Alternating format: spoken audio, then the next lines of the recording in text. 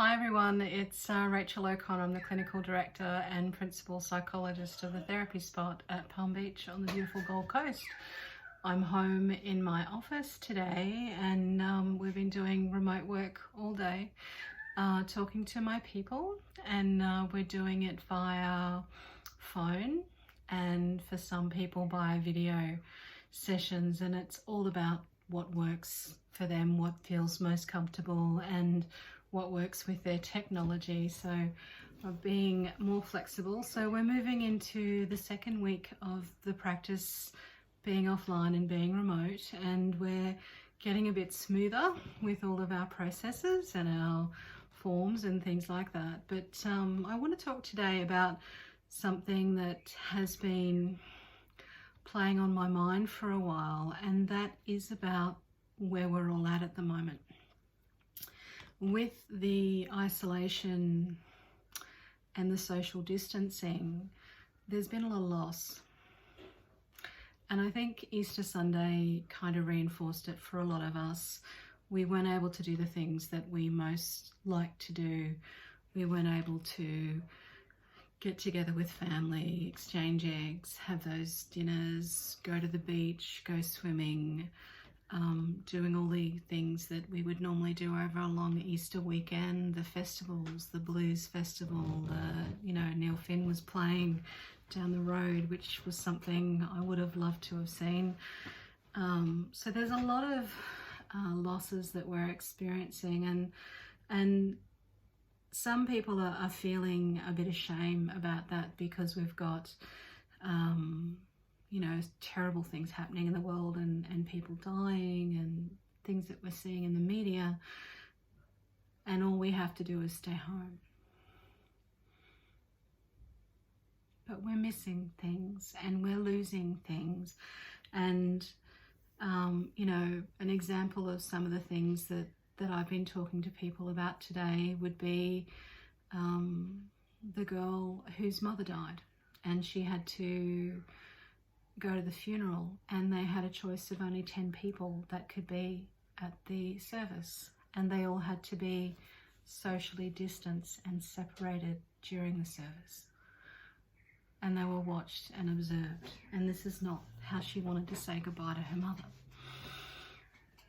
No possibility of a wake, no possibility of sitting together and talking about those sorts of things. The weddings that I've talked to people about that have been cancelled and postponed, the hopes and the dreams of where they'd be at in their lives and what would be happening. The weddings that are still going ahead, and the children or the brides that are making decisions about which parent's going to be there for them and which one's going to watch it virtually. The Year 12 student that misses out on her the year or the term where she got to play in band, where she got to do a Stedfords, where she got to lead her community, her final year with the kids she'd been with since primary school, her friends, those sorts of interactions. The young girl who's just started a relationship with a boy and he lives 2 suburbs away, but he's over the border, so she can't see him. And how do you talk to each other when it's really early, and how do you have that relationship? The young man I spoke to this morning, or this afternoon I think, whose relationship had kind of petered out. They didn't have the same interests, which is fine, but now he's looking at 6 months without dating. How do you date in the days of social distance? How do you have coffee with each other because you're not supposed to be near one another? The people in the early days of a relationship who want to be together, but now suddenly the intensity of their relationship is under scrutiny. Do we stay together? Do we go apart? And then, there's the people that don't want to be home. There's the people where there's violence or there's abuse in their home, and they don't have a choice about where they're at, or they feel trapped there.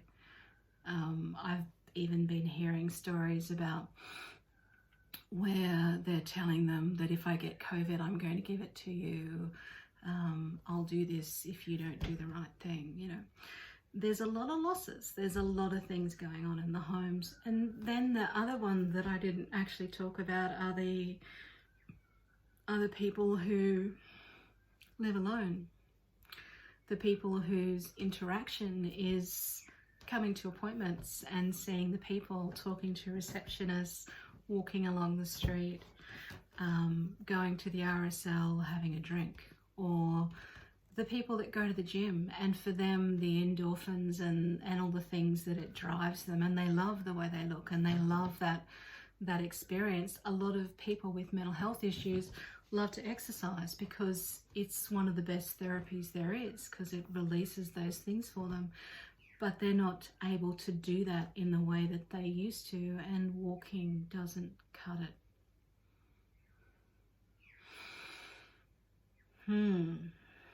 So although it doesn't seem like a big thing to stay home, there's a lot of loss here. And then, you know, it's interesting when we think about how we're going and how we're traveling. And I actually feel very fortunate that I have my work and that I'm able to still do my work and I'm still able to see my people. And I was thinking that for me, it's like I have an anchor. I get up in my mornings, I get dressed, I log online and I talk to my people. And then I write reports and I do all the things that I do.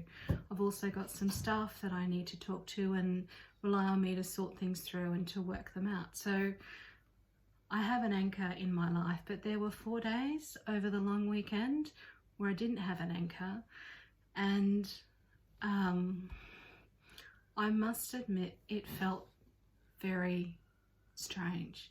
It felt like the days ran into each other. I slept a lot. I ate a lot. I wasn't quite sure where I was. I felt very disconnected because the things that I would normally do, I wasn't able to do. And this morning I woke up and went, yeah, okay, this is who I am and this is what I do. Yeah, I'm limited a little. I'm not in my office and I love my office and I don't get to see my people and my other psychologists, which I love to do, which is why I built a group practice. But I still get to do the core of what I get to do. And, you know, like there's something really amazing about starting a Zoom session with a young person who's been sleeping all day, who's quite sad and low and feeling defeated, I think. And then at the end of that, for them to be hopeful and joyful and planning and smiling and looking forward to what they're going to do the next day. A little bit worried about the activities I get them to do because they challenge them and push them to do a little more than what they would normally do. But that, you know, that's great.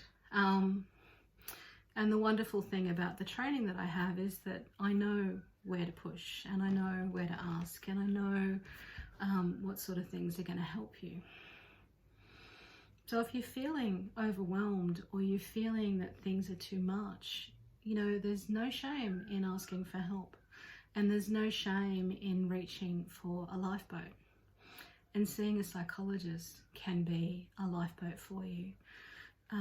I'll jump online and talk some more. I'm just mindful that it's beginning to get dark, so it's almost 6 o'clock where I am. So I have been working all day and my goal is at the end of the day to hit the ocean because it lets it clear all out of my head.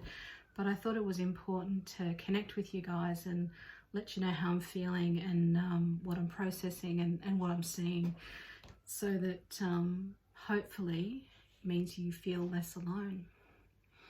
So it's Rachel O'Connor on the spot at the therapy spot. I will talk to you all again soon. Take care.